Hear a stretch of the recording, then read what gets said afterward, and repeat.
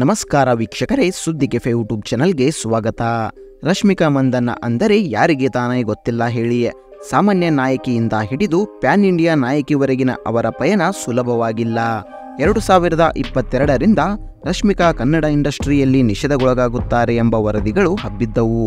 ರಶ್ಮಿಕಾ ಮಂದಣ್ಣ ಅವರು ಹುಟ್ಟಿದ್ದು ಕರ್ನಾಟಕದ ಕೊಡಗು ಜಿಲ್ಲೆಯಲ್ಲಿ. ಆಕೆಯ ತಂದೆ ಉದ್ಯಮಿ. ರಶ್ಮಿಕಾ ಮೊದಲು ಮಾಡೆಲಿಂಗ್ ಲೋಕಕ್ಕೆ ಕಾಲಿಟ್ಟು ಅದಾದ ಬಳಿಕ ಹೀರೋ ರಕ್ಷಿತ್ ಶೆಟ್ಟಿ ಜೊತೆಗೆ ಕಿರಿಕ್ ಪಾರ್ಟಿ ಸಿನಿಮಾದಲ್ಲಿ ನಟಿಸಿದ್ದರು.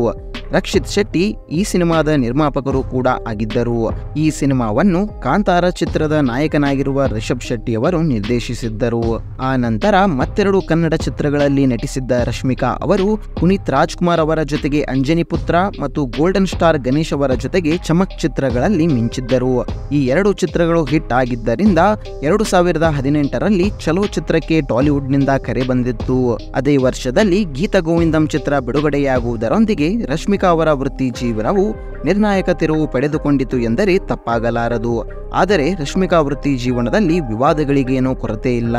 2018ರಲ್ಲಿ ರಕ್ಷಿತ್ ಶೆಟ್ಟಿಯೊಂದಿಗಿನ ನಿಶ್ಚಿತಾರ್ಥವನ್ನು ರದ್ದುಗೊಳಿಸುವ ಮೂಲಕ ಅಭಿಮಾನಿಗಳಿಗೆ ಆಘಾತ ನೀಡಿದ್ದರು.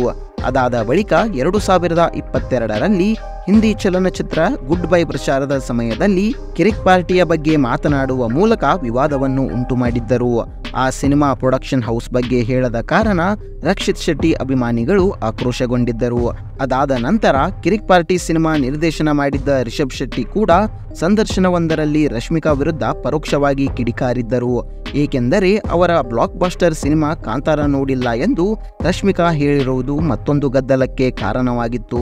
ಆದರೆ ಸಿನಿಮಾ ರಿಲೀಸ್ ಆಗಿ 3 ಅಥವಾ 4 ದಿನಗಳಾಗಿದ್ದರಿಂದ ಸಿನಿಮಾ ನೋಡಲು ಸಮಯ ಸಿಗಲಿಲ್ಲ ಎಂದು ಸ್ಪಷ್ಟಪಡಿಸಿದ್ದರು. ಈ ವಿವಾದಗಳ ಬೆನ್ನಲ್ಲೇ ರಶ್ಮಿಕಾ ಅವರನ್ನು ಕನ್ನಡ ಚಿತ್ರರಂಗದಿಂದ ಬ್ಯಾನ್ ಮಾಡಲಾಗುತ್ತದೆ ಎಂಬ ಊಹಾಪೋಹಗಳು ಹಬ್ಬಿದ್ದವು. ಈ ವೇಳೆ ರಶ್ಮಿಕಾ ಮೇಲೆ ಆಕ್ರೋಶಗೊಂಡ ಕನ್ನಡಿಗರು ಆಕೆಯನ್ನು ಬ್ಯಾನ್ ಮಾಡುವಂತೆ ಒತ್ತಾಯಿಸಿದ್ದರು. ಅಂದ ಹಾಗೆ ರಶ್ಮಿಕಾ ಮಂದಣ್ಣ ಸದ್ಯ ಬಾಲಿವುಡ್ನಲ್ಲಿ ಮಿಂಚುತ್ತಿದ್ದಾರೆ. ಯಶಸ್ಸಿನ ಮೆಟ್ಟಿಲೇರುತ್ತಿರುವ ನಟಿ ಕೋಟ್ಯಾಧಿಪತಿಯಾಗಿದ್ದು ಇವರ ಒಟ್ಟು ಆಸ್ತಿ ಮೌಲ್ಯ ಸುಮಾರು 45 ಕೋಟಿ ಎಂದು ಅಂದಾಜಿಸಲಾಗಿದೆ. ವೀಕ್ಷಕರೇ, ಹಾಗಾದರೆ ಈ ರಶ್ಮಿಕಾ ಮಂದಣ್ಣ ಅವರ ಕುರಿತು ನಿಮ್ಮ ಅನಿಸಿಕೆ ಹಾಗೂ ಅಭಿಪ್ರಾಯಗಳನ್ನು ತಪ್ಪದೇ ಕಮೆಂಟ್ ಮಾಡುವ ಮೂಲಕ ನಮ್ಮೊಂದಿಗೆ ಹಂಚಿಕೊಳ್ಳಿ. ಹಾಗೂ ಈ ವಿಡಿಯೋ ನಿಮಗೆ ಇಷ್ಟವಾಗಿದ್ದಲ್ಲಿ ತಪ್ಪದೇ ಈ ವಿಡಿಯೋವನ್ನು ಲೈಕ್ ಮಾಡಿ, ಶೇರ್ ಮಾಡಿ ಹಾಗೂ ನಮ್ಮ ಚಾನಲ್ಗೆ ಸಬ್ಸ್ಕ್ರೈಬ್ ಮಾಡಿ. ಮತ್ತೆ ಮುಂದಿನ ವಿಡಿಯೋದಲ್ಲಿ ಸಿಗೋಣ. ಅಲ್ಲಿಯವರೆಗೂ take care, see you, bye.